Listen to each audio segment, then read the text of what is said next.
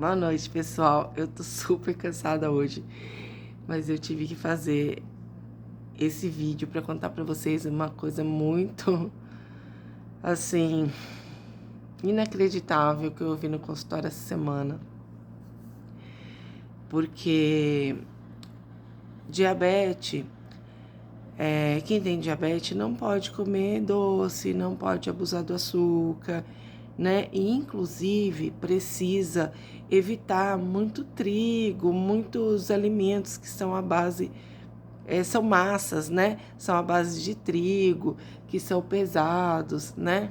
E dentre eles está o bolo, está a torta, está o biscoito, mesmo que seja salgado.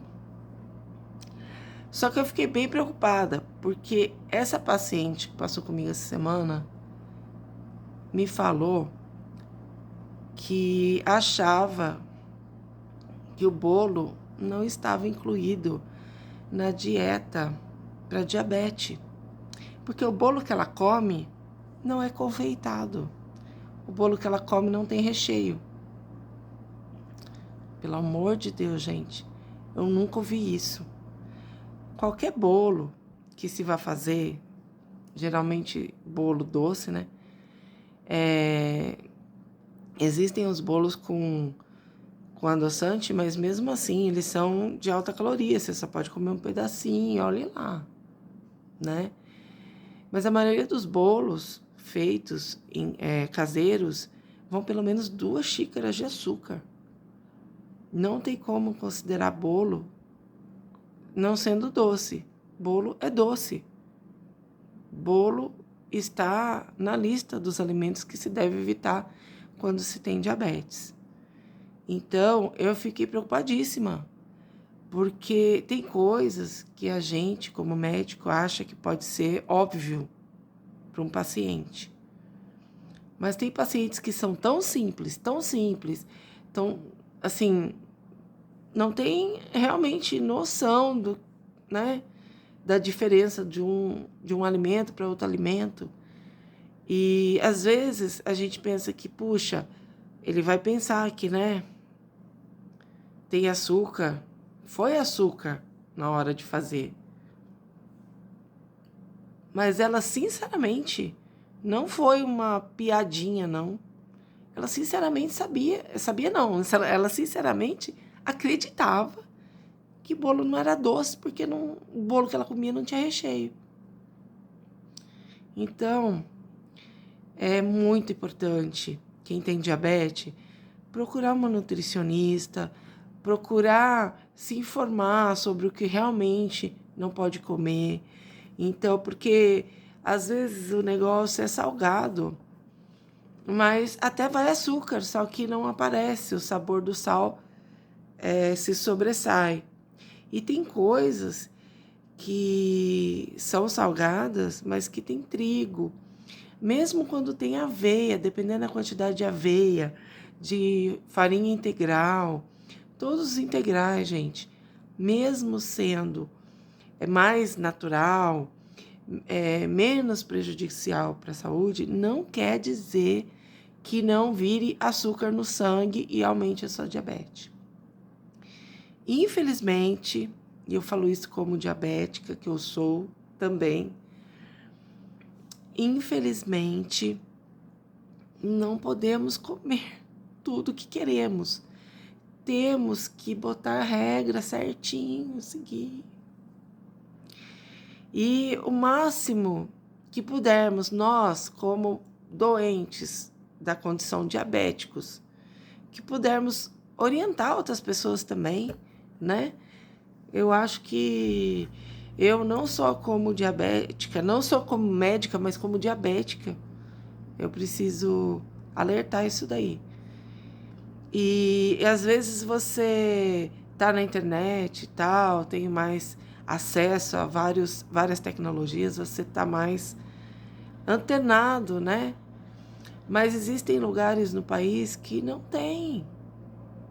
Existem pessoas que, meu pai, ele não usa celular, ele não sabe o que é rede social. Meu pai, ele tem uma noção, mas ele não sabe mexer. Então, já tá de idade, já tá bem de idade. Não sabe mexer, não sabe se virar com aquilo ali. E hoje em dia muitas pessoas falando, mas como? Pois é. Tem pessoas que não têm acesso a tanta informação como hoje em dia muita gente tem. E às vezes a gente, né? Isso agora falando para os colegas médicos, às vezes a gente pensa que tá óbvio, tá na cara, que nem precisa falar. Que diabetes é uma doença tão conhecida que às vezes não precisa nem falar que precisa fazer dieta.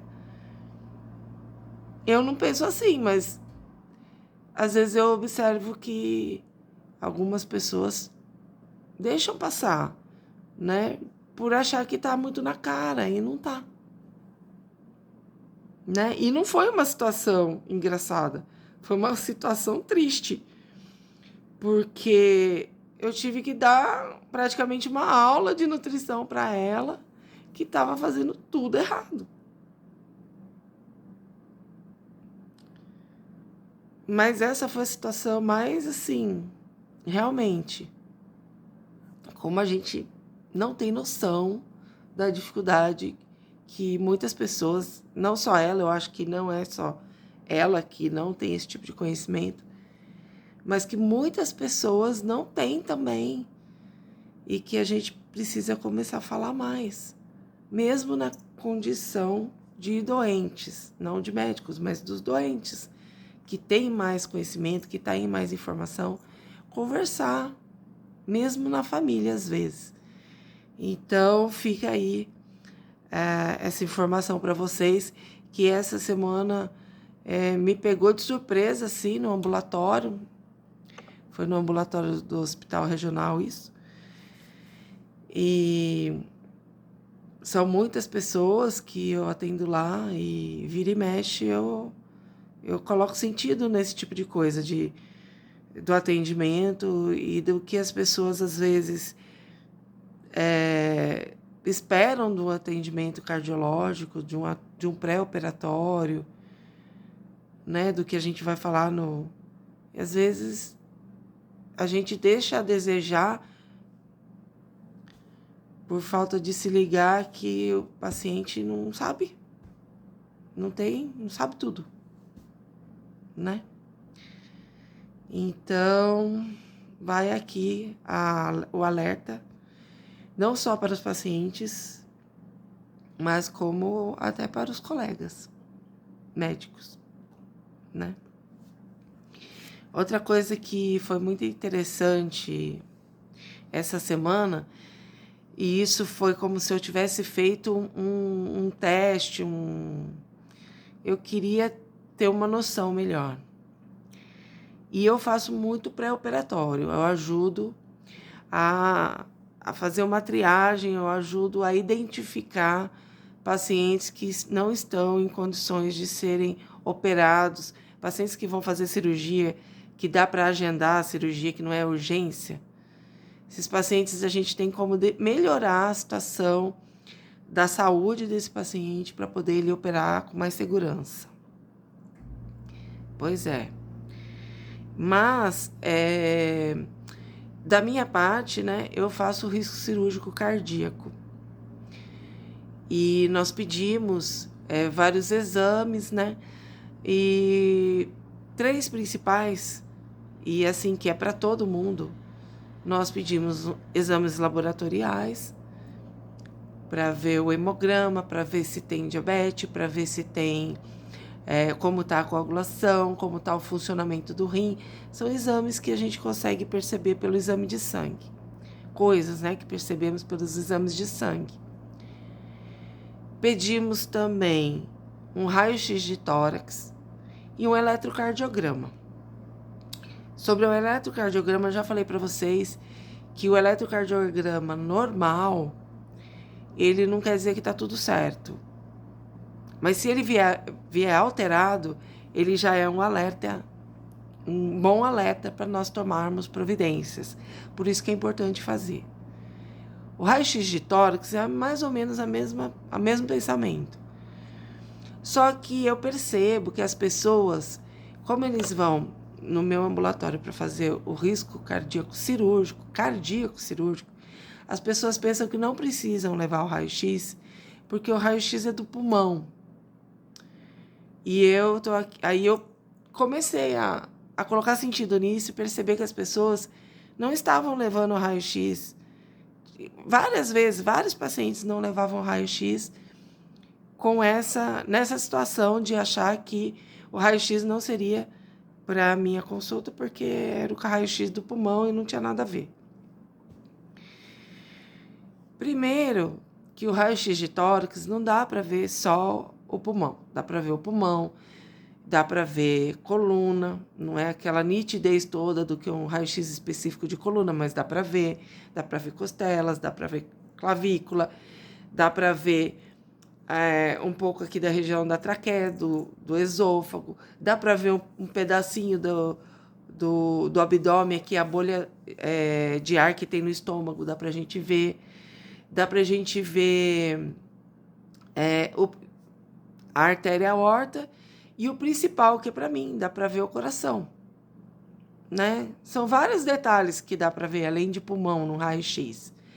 E o meu objetivo maior, apesar de que o pulmão é um órgão que se relaciona com o coração, então ele é muito importante também para eu ver, mas o objetivo maior é eu ver o tamanho do coração.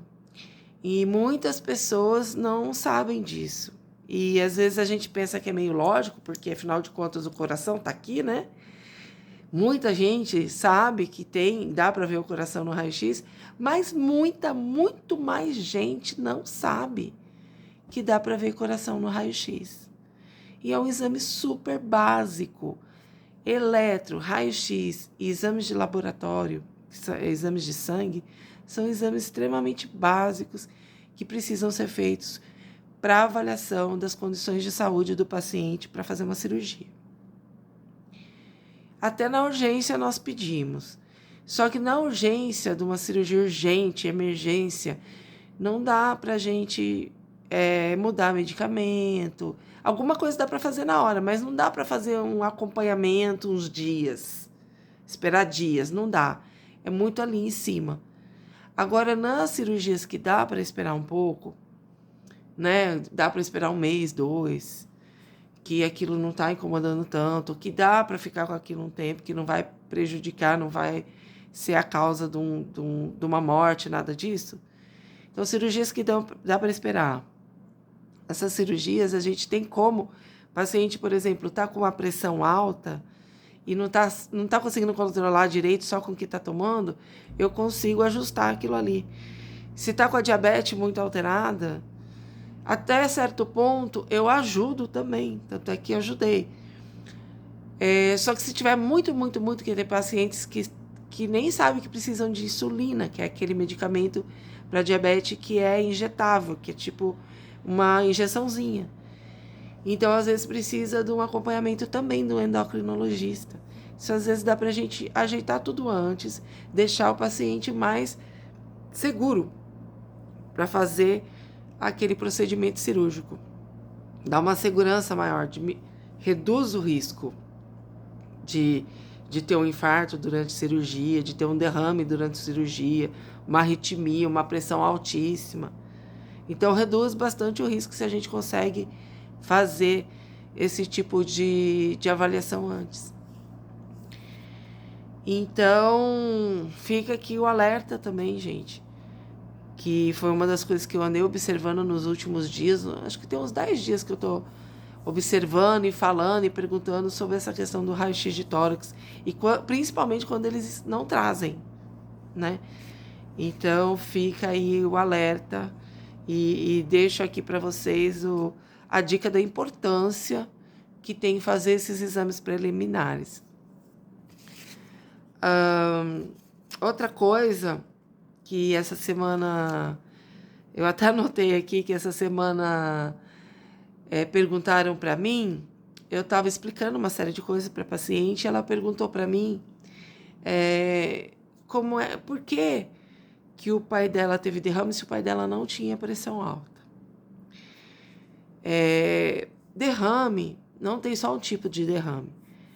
tem vários tipos, né? E os dois tipos, né? Que se fala mais é o derrame hemorrágico e o derrame isquêmico, que é o hemorrágico é quando a artéria rompe mesmo, e aí o sangue derrama no cérebro, é o derrame, é de onde surgiu esse nome derrame, porque na realidade é acidente vascular encefálico, que se chama, ou acidente vascular cerebral. E nós usamos muito a sigla AVC, ou AVE, né, que é a sigla desse nome comprido, e muitas pessoas nem sabem, não identificam AVC como derrame. Então, derrame, a gente saiu dessa situação desse AVC hemorrágico, né, era um acidente vascular cerebral hemorrágico, de onde originou esse nome derrame, porque derrama mesmo. Mas acabou ficando esse nome para todo evento com alteração na circulação cerebral.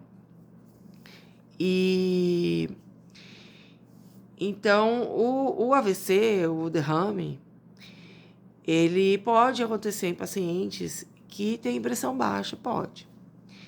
Por quê? Porque não é só a pressão alta que gera a produção de um coágulo que vai entupir uma artéria cerebral. Não é só a pressão alta que proporciona isso, né? É uma série de fatores. Então, não precisa só ter, né? Por exemplo, paciente que tem arritmia. Tem muitos pacientes que têm alteração no sistema de condução do coração, nos nervos do coração, no sistema elétrico do coração, né? E isso não depende do paciente ter pressão alta. E tem uma arritmia que ela chama fibrilação atrial, que é uma arritmia que ela pode produzir coágulos no organismo, porque o sangue fica ali turbilhonado, o sangue fica correndo muito irregular, e acontece, se o paciente não estiver bem medicado, acontece de dar um coágulo naquela circulação e ir parar no cérebro, dando um derrame.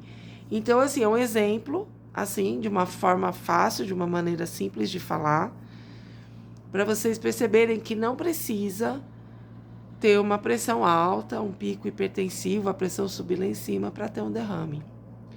E isso pode acontecer de súbito assim, geralmente é de repente mesmo. E nisso, falando isso, eu quero levar mais esse alerta para vocês. Porque às vezes a pessoa realmente tem coisas que a gente consegue prevenir, tem coisas que a gente consegue lidar e aumentar a chance, a expectativa de vida, a chance de uma vida mais comprida, né, mais longa. Mas tem coisas que são, né, que acontecem, né? E de repente você tem uma arritmia, por algum motivo, até por um estresse mesmo, né? Por muita adrenalina no corpo, muito estresse. É uma coisa que pode acontecer. E pode gerar um evento maior, como um infarto, um derrame, porque o mesmo coágulo que entope a artéria do coração, entope a artéria da cabeça, pode entupir uma artéria dos braços, das pernas, de dentro da barriga. Então, é o mesmo, é como se tudo é trombose, mas para cada lugar tem um nome específico, né? E com relação ao derrame, que era a questão da paciente, né, da pergunta dela para mim, era sobre isso, né? Então, assim, mesmo não tendo pressão alta, pode acontecer de dar o derrame. Então, são essas 3 coisas que eu queria contar para vocês, explicar, esclarecer, porque eu achei super importante. Foi muito... eu fiz vários ambulatórios nesses últimos 10 dias, né? Ultimamente, eu estou praticamente todo dia no hospital, lá aqui no regional. E eu tô anotando isso para passar para todo mundo. Então, tá aqui esse vídeo, né? Eu vou tentar ver se eu consigo colocar no Facebook, no Instagram, de alguma forma, não sei como é que vai ser, mas para alertar todo mundo. Se eu não conseguir colocar no Facebook, não conseguir colocar no Instagram, eu vou colocar no YouTube, porque eu tenho um canal no YouTube também. Então, se vocês puderem ajudar a mais pessoas, levando essas observações, compartilhando, é bacana e eu fico mais, né, animada, mais disposta a fazer mais vídeos, porque o meu objetivo é levar mesmo informação, né? E se vocês puderem ajudar, melhor ainda, porque eu percebo que, por mais que a gente fale, muita gente fale, na internet tenha muita coisa, muita gente ainda não tem esse acesso todo. Muita gente ainda ainda fica com essa dificuldade, né, de conhecimento na área de saúde. Então, eu fico aqui para vocês, tá bom? Um grande abraço, um grande beijo. Desculpa que hoje eu não tô conseguindo falar muito alto, porque eu falei muito hoje. Né? Geralmente eu sou mais assim, animada, mas hoje eu tô bem cansada. E eu espero que tenha sido de grande valia, né? Para todos vocês. Abraço.